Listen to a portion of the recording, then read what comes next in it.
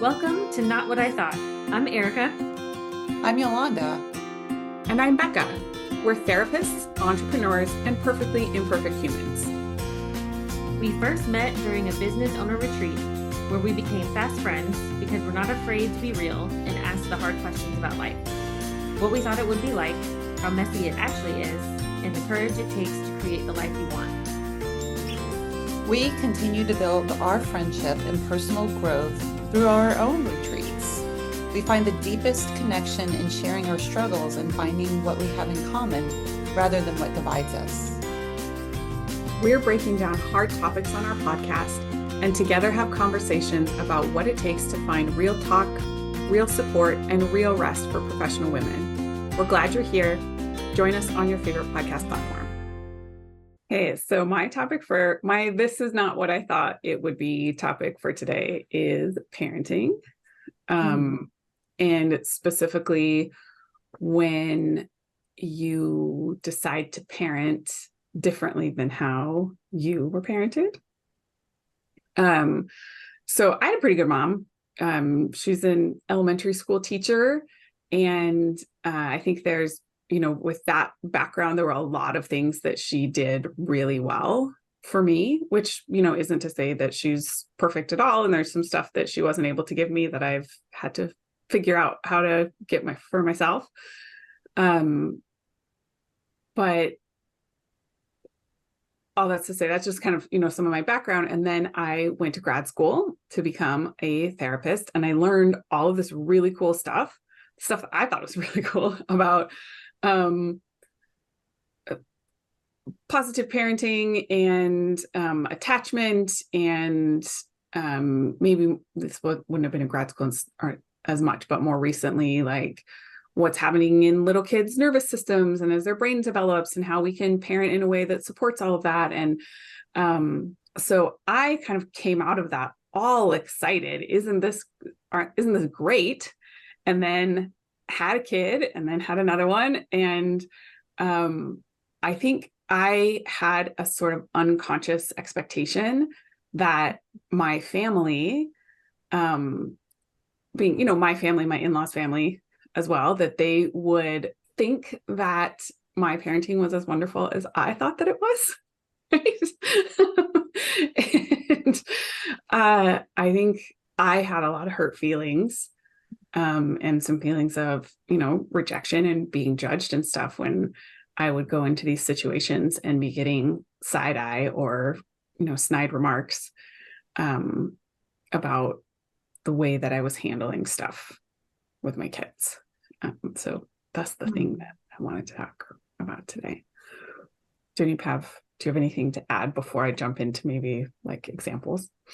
I'm wondering if there is a parent on the face of the planet who doesn't want to do at least something different than like I'm wondering there might be people out there who are like, no, I want to do it exactly the same way, but at least the teeny tiniest thing I can imagine. Right. Yeah, so there would be things that happen like I don't know, my maybe toddler age daughter is having some kind of a meltdown, and like instead of coming in with something harsh about how her behavior is appropriate, I would pick her up and hold her and soothe her and like help her calm down, and then talk to her about whatever the situation was, right? And I realized after a couple of times of this happening that like often what I would do is come in, be soft, take my kid, and maybe as part of helping her calm down, I would remove her from the situation. And then she and I can just talk. And so the rest of the family doesn't see that. They just see that my kid's having a tantrum and I come in and I go, oh, hey, sweetie, here we go. And then I take her somewhere else. And so they miss the part where I'm talking to her about like, oh, well, your cousin did that. And I can see how that made you upset. And also it wasn't okay for you to hit them or, whatever the thing was, like those maybe more like teachy moments were happening away from the rest of the family. And so I would get this like, who is she? Like, what does she think she's doing? Kind of responses, right? Or the little remarks that would come up about, we're all trying to decide what we're going to do together. And I would say something like, well, it really would be better for the kids if we did it this way, or the kids would prefer whatever. And a family member to be like, oh, well, who's in charge here? We are the adults, we're making the decision. But there's this kind of this expectation from that family member that the kids should be like seen and not heard, and that they should go along with whatever the adults said, and that they should trust and not question. And so it really is pushing buttons then when I am saying, well, I think that my kids' preferences or my kids' comfort should at least have a seat at the table, right? Or, some other situation. I think I might have shared this one before, where my kid it was Christmas break. My kid really wanted to play this particular game, and no one else wanted to play it with her. And her dad was at work, and she had been asking all day, will you play this game? Will you play this game? And we kept putting her off, saying, Dad will play it with you when he gets home. So we're kind of making promises on his behalf because nobody likes the game, but Dad will play it with her. And then it comes to Dad's home. I'm making dinner. He's trying to be kind and say, can I help you with dinner? And our daughter says, will you play this game with me? He doesn't know she's been waiting all day long to play the game. And she loses it and starts yelling at him. Not even in a super like angry tirade way, but just in this, to me, understandable. She's been frustrated and put off all day long, and like, no, please. I've been waiting. I've been patient all this time. And I know the situation. I said, you know what, actually it's better because this is what's been going on, and just go play the game. And, this same family member is, oh, well, if that's how it's going to be. It's just like, ooh. I remember I then was so angry because I think I felt unsupported, and I felt judged and criticized, because in the other person's view, I'm like maybe giving into the tantrum, or I'm, allowing my child to talk back to me like that in whatever. And so, yeah, I'm feeling really, really judged about that, at the same time as I see what's happening with my daughter. And I understand why she was not accepting of one more, we'll play it later, when she'd been, it's been hours. And I also, even though it's uncomfortable and maybe embarrassing for me in that moment to have my child lose her cool, big picture, I want her to be a person who will speak up for herself. I want her to be a person who's not just going to keep taking it and keep taking it and keep taking it, but that when she's reached the end of her patience, that she will say, no, I've been waiting too long. I need you to actually pay attention to me. Right. And, that's hard when it's directed at you, right? Or when then I feel like I'm in this place of being kind of sandwiched between, I'm trying to do right by my kid at the same time as I'm getting judgment from the people who raised me, or people of another generation, or, in the case of the in-laws, maybe a different kind of family culture. And there's just this sense of like the squish, getting it from both sides. I don't know if you all have any similar, if you can relate on the parenting thing. I mean, yeah, for sure. I think there's always a time when you're either out in public, right, or just doing the thing that you've spent all this time thinking your way through. And especially for somebody like me, like I'm an Enneagram 1, which means I've worked out every possible scenario of how the next thing is going to go. I've already calculated 2,500 scenarios, and I'm doing the one that I feel is best. And so, I don't know, I felt that in my body when you were describing, this other person's commentary on something that I'm sure you've thought out, or is how you and your husband were already in agreement on, this is how we handle these types of situations. The two of you were on the same page. This other person's kind of coming in with their own commentary. And for me, I think when somebody doesn't understand why I'm approaching something the way that I'm approaching, it gets under my skin, whether that's reasonable or not. I don't know. We could discuss it, but it really bothers me, especially if that person knows me, where I feel like, you probably know I've thought it through, so maybe you don't understand why, and we can have a conversation about that. You could be curious about it, but I 100% guarantee you, there's a reason why I'm doing what I'm doing, and that could be tough. I'm just trying to take a breath because I am feeling like what both of you have said, like in my body and in my system. And I just keep like what keeps going through my mind right now is just how tender being a parent is, especially being a mom is, like across the board. Because, I think for most of us, there's this ongoing narrative in the backs of our minds, like, oh my God, I hope I don't screw this up. Like the stakes feel so big, period. And then to be in a place of feeling judged, whether that is like, oh, I've really given a lot of thought and like we are intentionally doing things a different way. I'm also thinking of the person on the flip side of that coin, like, well, what was wrong with the way that we did it? Mm-hmm. And I don't know, what I make up is like, what is their own experience of feeling judged in this because you've decided to do something differently with the best of intentions, not setting out necessarily to judge them, but like it's really interesting. My kids were older by the time I got to grad school. So there was a big part of me that was already like, oh my God, even though I've tried really hard to do things differently, to raising them than how I was raised, but just like, oh my God, I've totally screwed them up. Like, not even we, like it's me. Just, it's my fault. They're doomed. But my kids are older and they're all out of the house. And ironically, I had a very similar conversation to this with my parents recently, preparing for a book to come out. And I'm also thinking kind of on the flip side of like, at some point, my kids are going to have kids, I'm imagining, and they're going to do things differently. And how am I going to feel about that? I don't know. How are you going to feel about it? I think that I'm going to have to be really intentional about understanding that they're doing things differently is not a dismissal or a judgment on the way that they were raised. Simply, this is the way that fits better for me or for us, their partner, their little family unit. And I hope that I have the grace to say, you know what, good for you. How can I support you? Mm-hmm. Now that's easy for me to say right now because I'm not living it.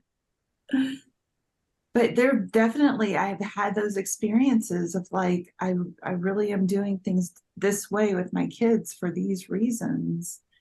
And then that spot that it leaves you when you start questioning yourself, like, was this the right decision? Did I make the right decision? I know why I made this decision, but I'm getting so much pushback. I'm wondering, is it, I don't know, that was a little jumbled, but. So I wonder when you choose to confront, like there may be some times where you notice the side eye or the remark that gets said under their breath and you just like ignore it and move on and go, I know that I'm making the good choices for my kid that I want to make, right? And then there may be other times where you feel like it merits a kind confrontation to the other person, the explanation of this is why we're choosing to do things in this way, or it might not make sense to you, but I have actually thought this through. And, I'm not just being careless in my parenting, but these choices are intentional. And I wonder what you think about maybe when you choose to say something and when you choose to not and how you decide. Have you heard the old saying, don't toss pearls before swine? Yes. I have not. Oh, have you not? So I'm thinking in these situations, now, of course, situation by situation is different, right? And it might depend on who we're talking about, like the connection to the family and the connection to the kids and that kind of thing. And are they in a place where they're really going to hear what I have to say? Because if they're not, or they're not open to be, that I feel for myself that that's a much better conversation for me to have with me to remind myself. Mm-hmm. And I might kind of say, like, there is some thought behind this. If you ever are curious about it, I'd love to have that conversation with you. But yeah, otherwise, I think that would be opening myself to more pain. Yeah, I wish this is something I had a better system for. So I'm kind of trying to think it through. I definitely have this thought of like, okay, is this going to make any kind of difference? Like, can we get anywhere with this conversation?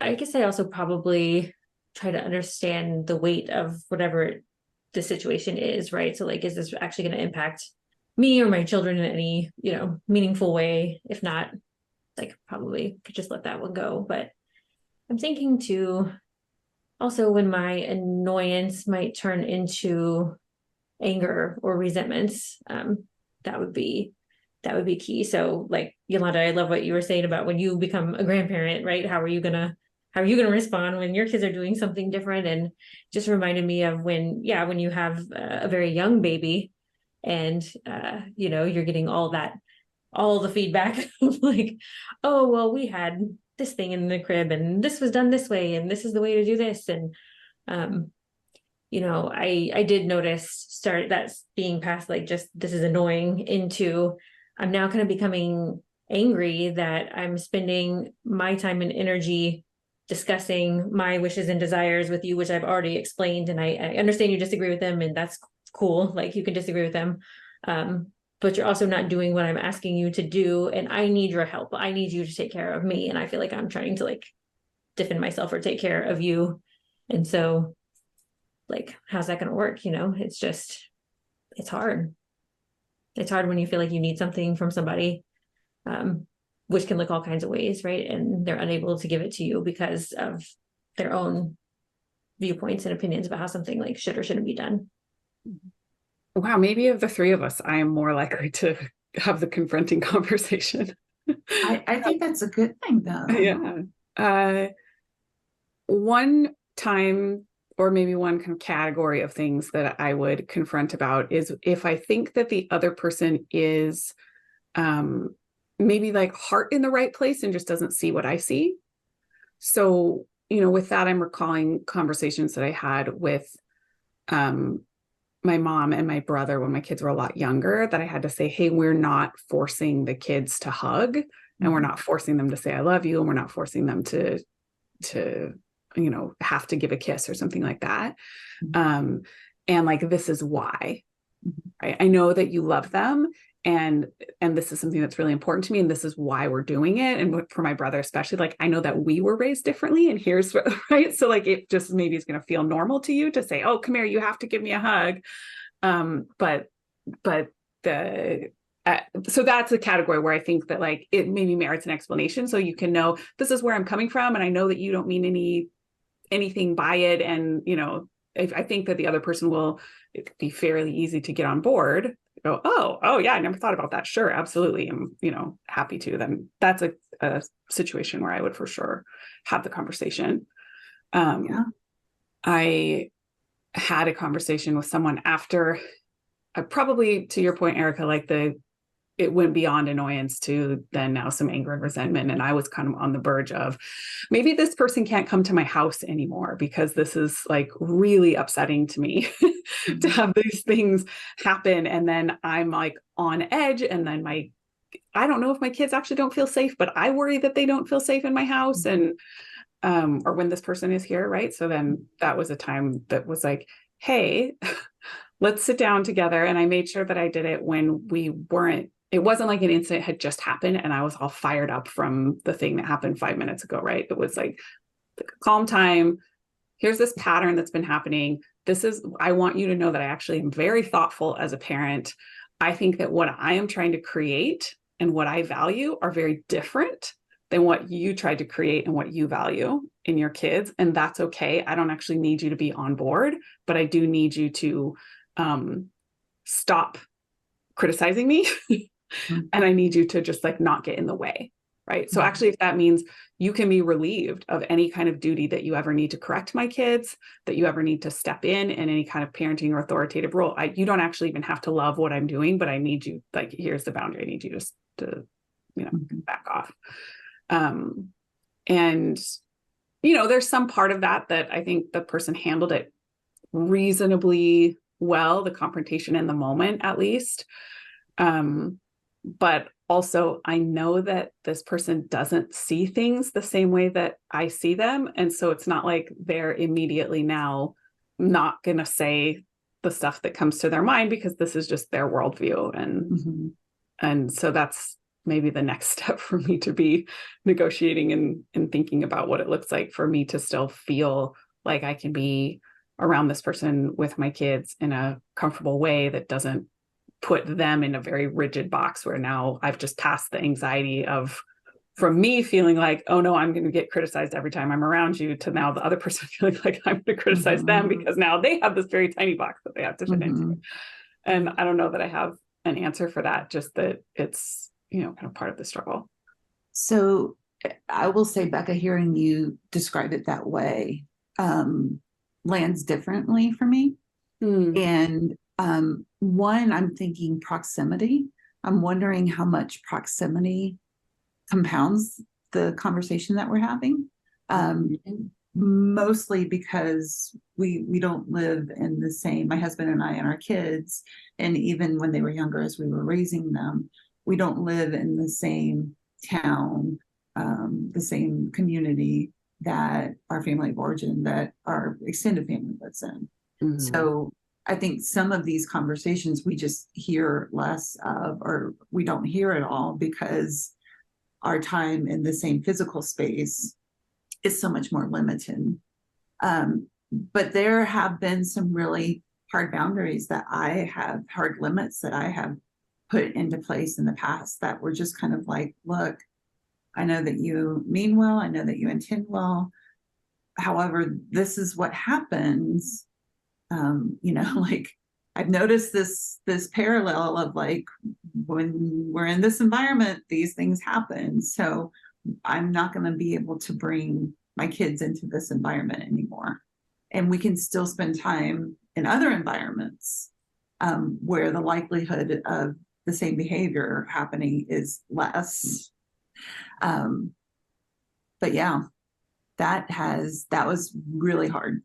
That was a really hard limit, and one that I had to come to by kind of being really honest with myself and say, wow, I did not work so hard to have my kids have a different experience growing up than I did, for them to have the same experience in this environment. I'm thinking right now of this connection with the self-compassion conversation that we had, where I wonder if sometimes, like I was saying before, sometimes the family members that we're talking about just come from a different generation. Yeah. They were raised in a different place or a different cultural context, and they're just not going to see things the same way that we do, right? But I also think that at least some of the time, when we get the side eye and the snarky remarks, there is almost a little bit of jealousy that's there, maybe coming from their own, like, younger parts. So if when I was a child, or, a person, when they were a child and they had a tantrum and it was always met with harshness, then they see my child having a tantrum and I come in and I'm like kind and gentle. And there's some little kid part of themselves that goes, how dare you? How come that kid gets to be treated kindly? Because the way that's supposed to go is, this harshness. And I think thinking about it in that lens can help us maybe soften towards, it doesn't mean we have to soften our boundaries, but maybe we can soften our judgments a little bit towards those other people. That it might be that they think that we're nuts. That could be, right? Or it could be that what we're seeing is some kind of defensive reaction, or, a younger child part that's showing up there. And that's why they're like, how dare you treat someone that way? Because maybe they wish that they had parents that treated them that with that kind of kindness. I think that that's really beautiful. Mhm. And having had the experience of being jealous of my daughter for her relationship with her dad, I can say, and also very thankful. Right. Like you wouldn't want to take that away from her. I And would there were not probably want. younger parts that were like, Yes, my younger parts were Oh. like, wait a minute. It's not fair. it's not fair. Yeah, I still try to challenge myself to not get defensive of what I'm doing as a parent or the choices that I'm making. And sometimes I think we can go into that mode if we perceive or anticipate that, like, there's going to be a judgment or a criticism. And I'm thinking to a time during pandemic when my father-in-law was coming up to our house every day and helping us while we were working at home and all the things. And my son was very excited because he was getting a makeup kit in the mail, and he was excited for it to come. He was excited to play with it, and so it came in. We're opening the box, and I could feel in my body I'm starting to like, okay, what am I gonna have to? How am I gonna have to intervene and say that like it's okay if my son wants to play with his makeup, right? And I just kind of waited for that to happen, and it never happened. I didn't even need all that armor. My father-in-law is a, cop, very masculine type of guy. And, I don't know that he necessarily agrees with that choice that we made, but he did respect it. And I respect him for that. It's beautiful. Yeah. Thank you for sharing that. But sometimes it's not the fear that we have turns out not to be true, and people can show up for us in ways that surprise us. And it is so tender. It's just so tender. We want so badly to do it well. And to that, I think that, if we go back to where we started with me having this expectation that everybody else was going to be as excited about this cool new parenting approach that I had, I think if I'm really honest about it, there was probably a people-pleasing younger part of myself who wanted to be praised. Who wanted people to look at me and think that I'm wonderful. And that's part of why it hurt when I got some judgment. In addition to the parts about like society's really hard on mothers and we just love our kids so much. And so of course we want to do right by them. And then it is painful when someone thinks that we're not doing the right thing, but ultimately, I think I came to a place where I can feel really good, solid in my parenting decisions. And not that I don't still like approval from other people, but I think I'm maybe depending on it less as I feel more solid in like I'm doing what the best that I know, and making really thought out choices. And to the compassion piece again, it's like I can look back at the way that I was raised and maybe other members of my family and hold them in the same regard, that they also were not perfect. And I know that I'm not perfect. My kids, I'm sure, will have different choices, but I can trust that they were, whether it was good or bad or always, helpful or sometimes harmful or whatever, that like they were doing the best that they could with what they had and trusting that they were trying, right, to give me. So what does your heart know to be true, Becca? My heart knows that it is brave to be a cycle breaker, to be the one who says this thing that my family has always done, it stops here and we're doing something different. That's brave. And that it's okay if other people don't really see and understand, other people in your family, right? If they don't see and understand what you're doing or what I'm doing, then like that's okay. I don't need that, because I have other people, other places where I think people see me and appreciate what I'm trying to do, and that like that's okay. What about you, Erika? What does your heart know to be true? My heart knows that feeling misunderstood about my own intentions or approach, or why I'm choosing to do the thing I'm choosing, that hurts. Sometimes that hurts, but it's okay that not everyone gets what I'm doing and why I'm doing it, or my reasoning, and that my husband and I are aligned on the approach that we want to take. So I think that I could work on, my heart knows I should work on being more compassionate towards other people's views about what I'm doing, and But it's okay. It's okay if they disagree with me. Yolanda? My heart knows that, well, it's all the things. My heart knows that my family of origin, that my parents are doing the best that they could. I'm doing the best that I can to raise kids. I really hope that my kids will feel the same one day. And it's really interesting as we're having this conversation. I'm kind of reminded of times even recently that they have observed what things must have been like for me growing up and how that was different for them. So that's pretty amazing. That's pretty amazing. And I stand solidly in my attempt at good enough parenting. And I want to say to both of you that I see the way that each of you are parenting, and it is beautiful. And each of you have really amazing kiddos who are full of wit and humor and kindness and compassion and courage.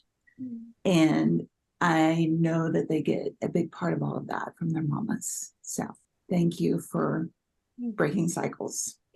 Thank you, Yolanda. I often look at you and your kids and hope that when mine are in their 20s that they can be like what you guys have. So thank you. Thank you. Love you guys. You too.